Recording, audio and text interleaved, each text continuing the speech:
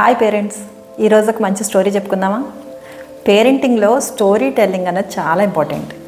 కానీ ఈ జనరేషన్ పిల్లలకి ఇంట్రెస్టింగ్గా ఉండేలా స్టోరీ చెప్పాలంటే పేరెంట్స్ కూడా చాలా క్రియేటివ్గా ఉండాలి. Hi, I'm doctor Lakshmi Adapa, child development expert and curious parenting coach. ఈరోజు మీకు చెప్పాలనుకున్న స్టోరీ హేర్ అండ్ టార్టాయిస్. మాకందరికీ తెలిసిందే కదండి.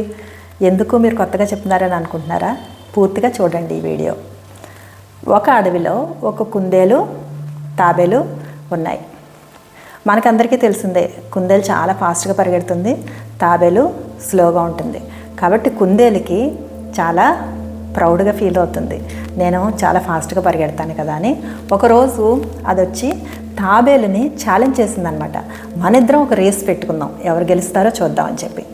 దీనికి యానిమల్స్ అన్నీ కూడా చాలా ఎక్సైటెడ్గా ఫీల్ అయ్యి అవన్నీ కూడా ఒక చోట గ్యాదర్ అయ్యాయి. ఇవి రేస్ స్టార్ట్ చేసాయి. రేస్ స్టార్ట్ చేసినప్పుడు కుందేలు చాలా ఫాస్ట్గా పరిగెట్టి కొంతసేపు అయ్యాక ఆయాసం వచ్చి వెనక్కి తిరిగి చూసింది. వెనక్కి తిరిగి చూస్తే తాబేలు ఇంకా నిదానంగా నడుస్తూనే ఉంది. సో మనం కొంతసేపు రెస్ట్ తీసుకుందాం అని చెప్పి చెట్టు కింద పడుకుని కలలు కంటుంది. నిద్రలోకి వెళ్ళిపోయింది తెలియకుండా. మెలకు వచ్చి చూసేటప్పటికి తాబేలు ఆల్రెడీ చివరికి రీచ్ అయిపోయింది. గేమ్ విన్నర్గా అనౌన్స్ చేశారు కూడా. సో అయితే ఇక్కడితో స్టోరీ అయిపోలేదు. కుందేలు ఆలోచించింది, నేను ఎందుకు ఓడిపోయాను అని. ఇంటికి వెళ్ళి వాళ్ళ పేరెంట్స్ని అడిగిందనమాట, ఇలా ఈరోజు రేస్ జరిగింది, నేను ఓడిపోయాను అని. అప్పుడు వాళ్ళ పేరెంట్స్ ఏం చెప్పారంటే, నువ్వు ఎందుకు ఓడిపోయావు, దానికి కారణం నీ ఓవర్ కాన్ఫిడెన్స్. అలా కాకుండా నువ్వు స్పీడ్, నీకున్న స్ట్రెంగ్త్ ఏంటి? స్పీడ్. ఆ స్ట్రెంగ్త్ని వాడుకుంటూ నువ్వు స్టడీగా కూడా పరిగెట్టుంటే చివరికి నువ్వే ముందు వెళ్ళేదానివి కదా అని చెప్పడం వల్ల ఆలోచించి నెక్స్ట్ డే మళ్ళీ మనం రేస్ పెట్టుకుందాం రమ్మని అనౌన్స్ చేసింది. ఈసారి ఏం చేసిందంటే నిదానంగా ఫాస్ట్గా పరిగెట్టడం వల్ల కుందేలే ఫస్ట్ రీచ్ అయింది.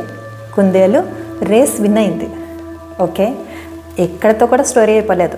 తాబేలు మళ్ళీ ఇంటికి వెళ్ళి ఈసారి తాబేలు విన్ అవ్వలేదు కాబట్టి తాబేలు ఎందువల్ల నేను విన్ అవ్వలేదని ఆలోచించినప్పుడు వాళ్ళ మమ్మీ ఒక ఐడియా చెప్పింది, నువ్వు కూడా విన్ అవ్వచ్చు ఈసారి అని.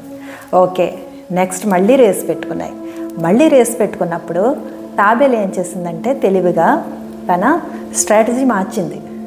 అదేంటంటే రేస్ పెట్టుకునే దారి మార్చింది.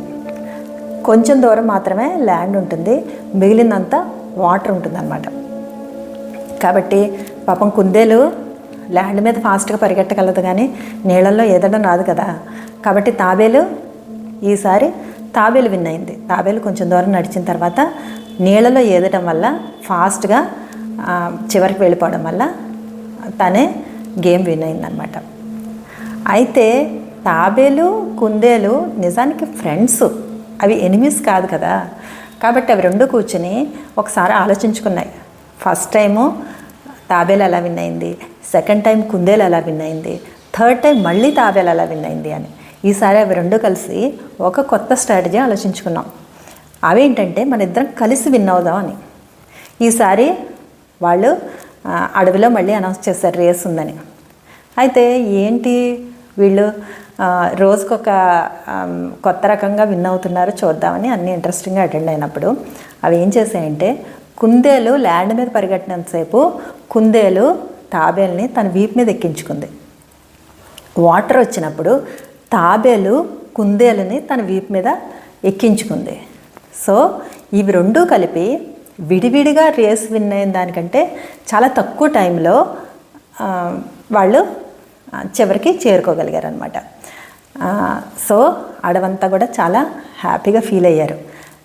ఇది చూసి చాలా చిన్న చిన్న యానిమల్స్ ఉంటాయి కదా, వాటన్నిటికీ కూడా వాళ్ళ పేరెంట్స్ ఏం చెప్పారంటే, ఎప్పుడు కూడా ఒక టీమ్గా వర్క్ చేసి ఒకళ్ళ స్ట్రెంగ్స్ని ఇంకొకళ్ళు వాడుకొని చక్కగా మనం లైఫ్లో బాగా ముందుకు రాగలుగుతామని చెప్పారు.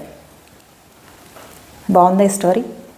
ఇంకా ఇలాంటి స్టోరీస్ కోసం, ఇంకా పేరెంటింగ్ టిప్స్ కోసం నన్ను ఫాలో అవ్వండి, సబ్స్క్రైబ్ చేయండి.